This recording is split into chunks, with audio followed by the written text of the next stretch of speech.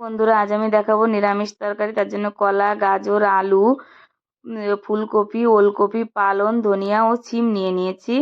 আসলে শীতের সময় বিভিন্ন রকমের সবজি পাওয়া যায়, আর নিরামিষে বিভিন্ন রকমের সবজি দিলে খুব সুস্বাদু লাগে নিরামিষ। আর নিয়েছি কিছু ডালের বড়ি। ডালের বড়িগুলি ধুয়ে তাতে লবণ ও হলুদ দিয়ে আমি তেলে ভেজে নেব। কড়াই গরম হয়ে গেছে, কড়াইতে তেল দিয়ে তেল গরম হয়ে গেলে ডালি বড়িগুলো ভেজে নিয়ে তুলে নেব। তুলে ওই তেলেই আমি পাঁচফোড়ন দিয়ে একটু আদা দিয়ে আমি সবজিগুলি কষিয়ে নেব। এর ভিতরে দেবো একটু লবণ ও হলুদ। কষা হয়ে গেলে এর ভিতরে দেবো আমি ফুলকপিগুলি। এর ভিতরে আমি কাঁচা লঙ্কা চিড়ে দিয়ে দিয়েছি আগেই। এবার এটা কষা হয়ে গেলে এর ভিতরে আমি একটু কাঁচা জিরে বাটা দেবো। একটু নাড়িয়ে চাড়িয়ে এর ভিতরে দিয়ে দেবো আমি পালং শাক। পালং শাকগুলির জল কমে আসলে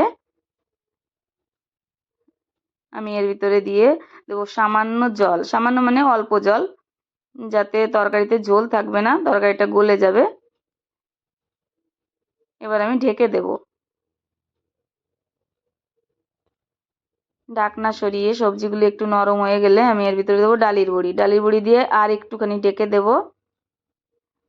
ঢেকে দিয়ে ঢাকনা সরিয়ে এবার আমি ধনিয়া পাতা দিয়ে ঝোল কমার অপেক্ষায় থাকবো। ঝোল কমে গেলে আমি তরকারিটা নামিয়ে দেবো।